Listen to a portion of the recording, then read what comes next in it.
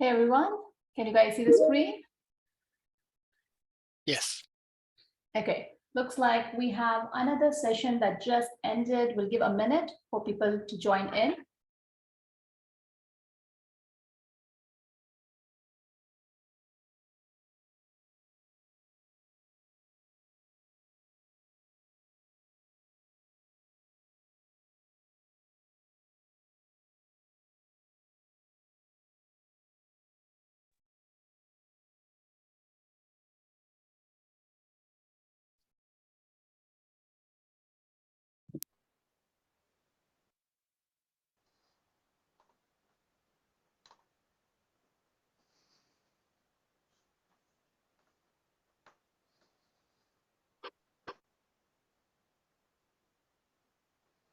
Okay, I think we can get started. Welcome everyone, welcome back. Hope you all had an interesting, fun day. Hope you got to be present and listen to multiple different sessions that the YWIT team and NCAT put together and able to take on some of the next action items where you would like to learn more about STEM-related programs. Up next, we have Paula Wambui, who is a security engineer at NCAT. Paula is a graduate from North Carolina Agricultural and Technical State University. She has been pretty active throughout her years in YWIT initiatives. As you can see, in 2015, Paula co-founded an organization called Young Black Women Leadership Alliance. And in 2019, she co-founded Black Wings, which is an intersectional group within an already existing organization called Rewriting the Code. Outside of her activities in different social activities, she also participates in hackathons, and she has won the first prize as part of her UNC Chapel Hill Pearl Hacks in 2019. She also was a spokesperson for Tapia conference focusing on the importance of intersectional groups.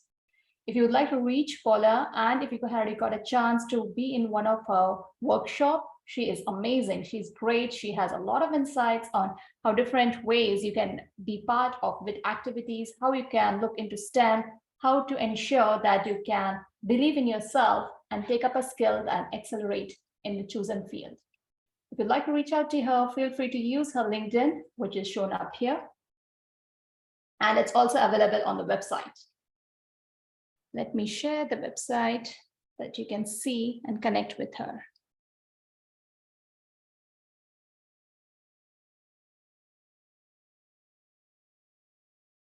Okay, so everyone should be able to see the screen. Can you guys see the screen? Yes. Yes, Pooja. Thank you, Cynthia. Thank you, Anne-Marie. Over to you, Paula.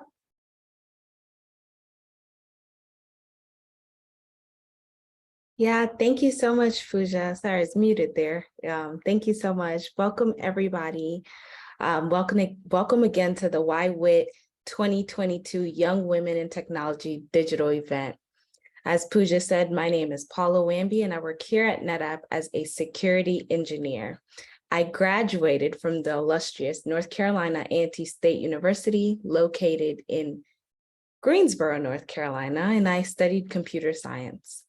I hope everyone had an amazing time today. I want to give a shout out to our keynote this morning, Dr. Catherine Johnson. What an amazing opening. And I hope everyone has enjoyed their time in this digital conference. I've seen from the Kahoots to the web scraping, to the software engineering, to owning your own stories, to the virtual escape rooms, and then to all the afternoon tracks of how to be yourself and succeed in any environment, a journey through lifelong learning and leveraging laziness. It has truly been amazing. I also want to give a shout out to all the volunteers, because honestly, without you guys, this would not have been possible.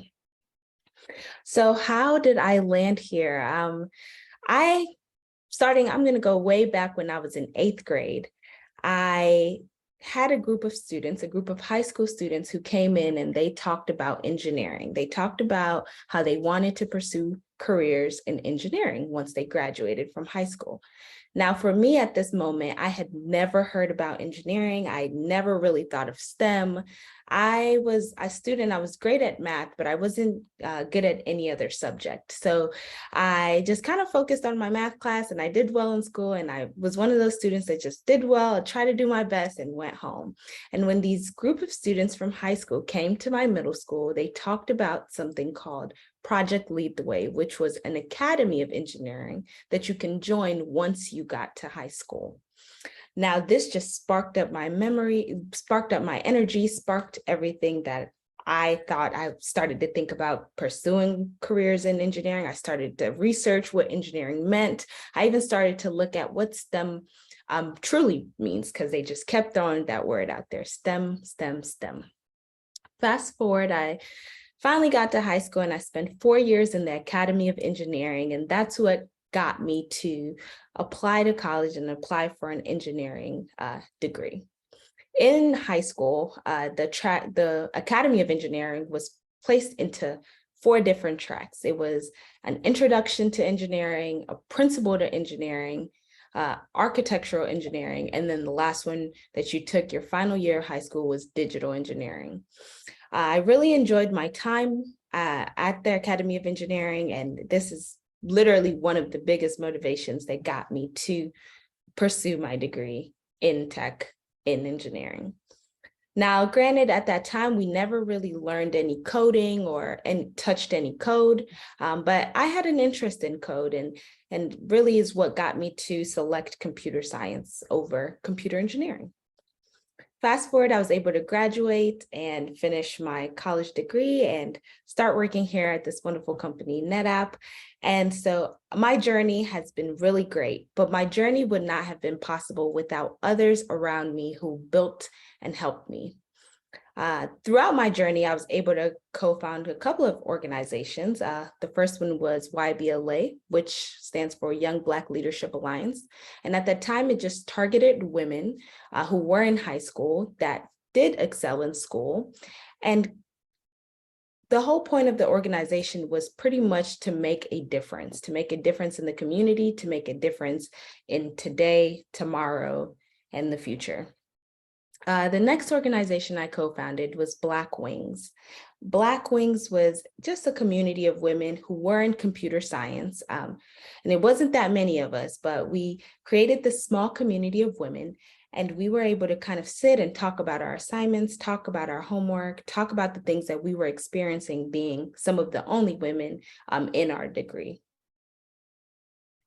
Throughout my experience, though, I learned that I needed to be open into trying new things. And because most of my classes were mainly male, I learned how to bring my own seat at the table. Sometimes you don't just need to wait for a seat at the table, but you need to be able to build or bring your own seat. Make sure that you harmonize your passion with your work. In today's closing, I do want to just leave you guys with 2 things. Remember, you are a domino effect. There's a famous poem named A Return of Love, and it quotes, "As you let your own light shine, you unconsciously give other people permission to do the same. And when you get away from everything that you fear, you automatically give other people permission to liberate from their own fears." The domino effect is that not only does it create a cascade of new behaviors, but it openly lets you shift. And as that domino falls, you are pretty much changing. So when you change one thing, you can change a whole bunch of other things after. When you affect one person, you are pretty much affecting millions of people, or 1,000,001 of people. And as you shift your focus and you start to influence others, you pretty much are giving others that permission to achieve great success within themselves. The first thing I believe to do this and to start this domino effect is to start by identifying what you would like to achieve, and make sure that you keep it going and motivate yourself to finish. If something is too big for you to accomplish, think of ways to manage it and to break it down for it to be in smaller chunks. Remember that success is built. As success has a sequence to it, it doesn't just occur simultaneously. So when you do the right thing, then next thing you'll do will be right. And over time, your success will be linear, and then it will be geometric. The second thing and last thing I would like to leave you with was there was a quote or a statement that I heard a few years ago.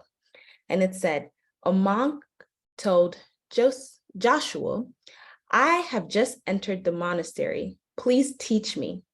Joshua asked, have you eaten your rice porridge? And the monk replied, I have eaten. Joshua said, then you better have washed your bowl. And at that moment, the monk was enlightened. I want to leave you with this saying that there is something profound about this, meaning at that moment, you just need to focus on what's there. You need to focus on what's fully present.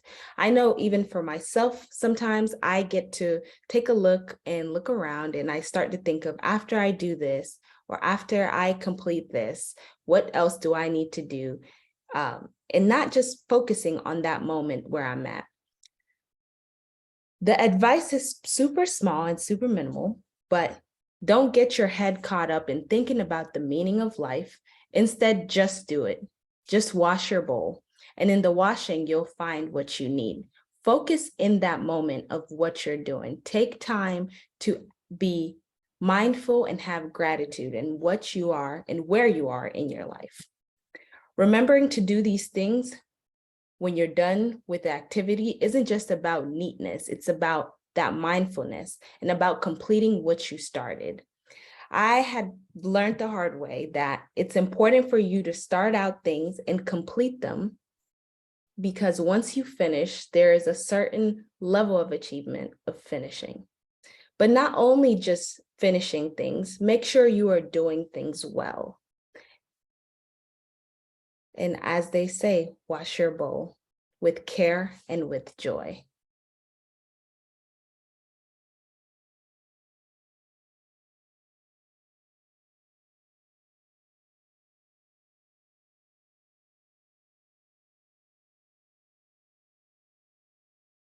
Thanks, Paula. Thanks a lot. It was really cool advice. Being mindful, having a growth mindset, and taking the growth in bite-sized and sustainable journey, right?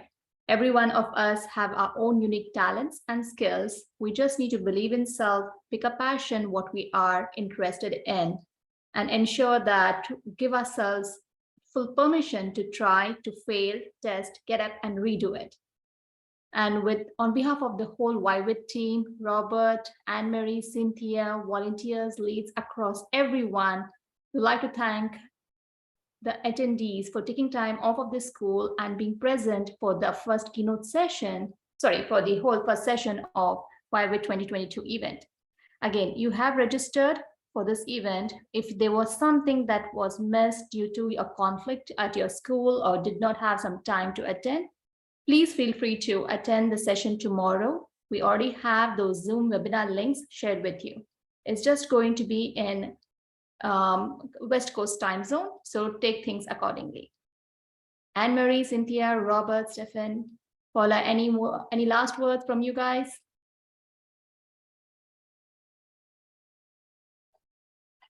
Pooja, it's Anne-Marie. Thank you everybody for attending, and Paula, you're so inspirational to hear. I've listened to you a couple of times, and it's so refreshing to hear your voice and your words of wisdom. Thank you everybody, Robert, Stephen, Pooja, and Cynthia. Thank you all. We will be ending our closing keynote and see you all tomorrow at the September 30th event, which is again in the West Coast time zone. Take care. Bye.